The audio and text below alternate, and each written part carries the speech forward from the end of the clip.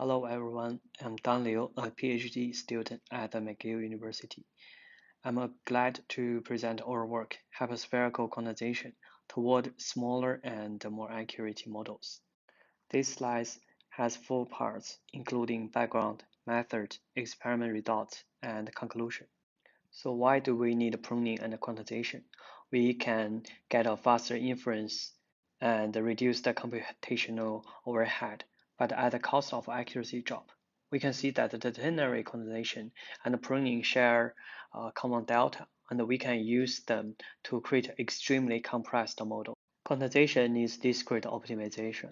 We can use an alpha to make the full precision weight W close to the ternary weight.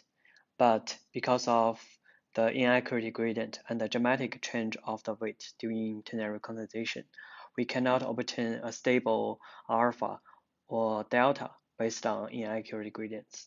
What if we apply hyperspherical learning?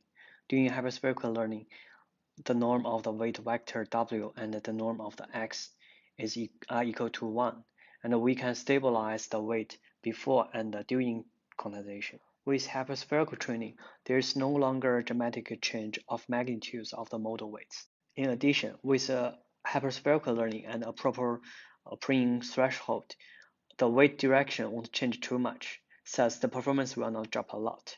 In this figure, we can see that after apply pruning and hyperspherical projection, AJ can become AP, which is close to AR, but we cannot guarantee that AP keeps getting closer to AR during optimization, and AP can move far away from AR. We can prune the model and reinitialize the weight with its sign. Then we perform retraining to get a conversion model.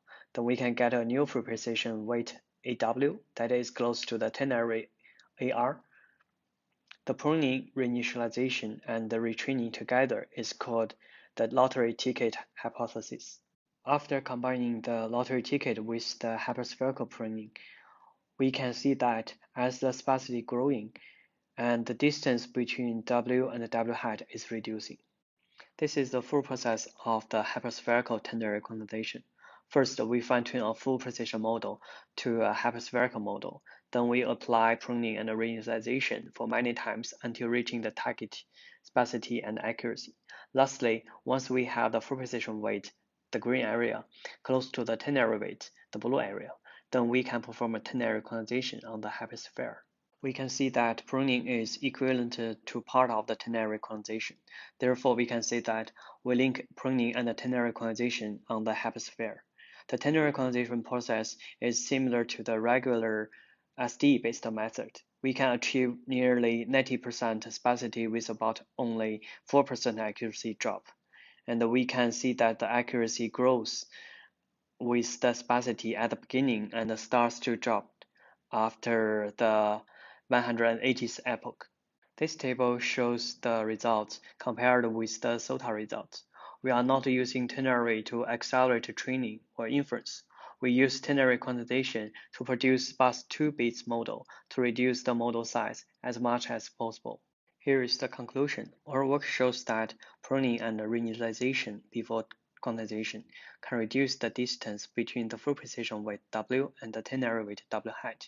The pruning and ternary quantization are linked through hyperspherical learning. Therefore, we can obtain much smaller and more accurate